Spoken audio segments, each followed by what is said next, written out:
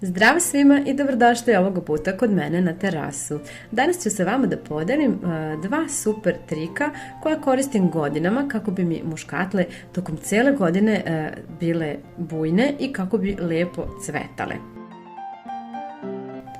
Za ovaj prvi trik će vam biti potreban povidon jod.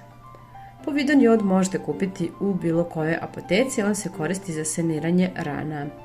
Treba će vam flaša i voda. Na 1 litar vode bi trebalo da ide 1 kap joda. Ukoliko biljka nema dovoljno joda, bit će podložna bolestima i razvijaće se usporeno.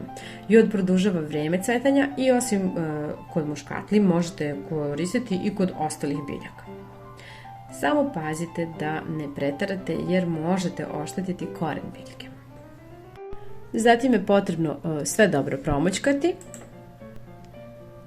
Zalivajte biljku sa 50 do 100 ml ovog rastvora tako što ćete polivati po unutrašnjim zidovima saksije. Morate biti pažljivi da ne preterate kako ne biste slučajno spalili njen koren. Na ovaj način prehranjujte biljku jednom mesečno.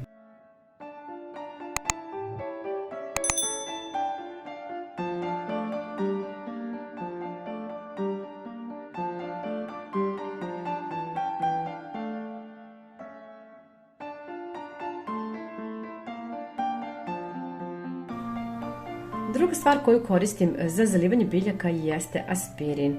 Biće vam potrebna 1 tabletica aspirina i prskalica sa vodom. Stavite aspirin u manju činicu pa ga otopite sa malo vode, a zatim sipajte u flašu sa vodom ili u raspršivač. 1 aspirin će biti dovoljan za 1 litar vode. Pošto je ova moja prskalica manja, neću dodati svu količinu, već jedan mali deo aspirina u vodu i sve to naravno dobro promućkati. Aspirin je bukvalno infuzija za cveće jer ga oporavlja i pospešuje mu rast. U aspirinu se nalazi salicilna kiselina koja pomaže u rastu biljaka. Inače, aspirin je koristan i za sve vrste biljaka.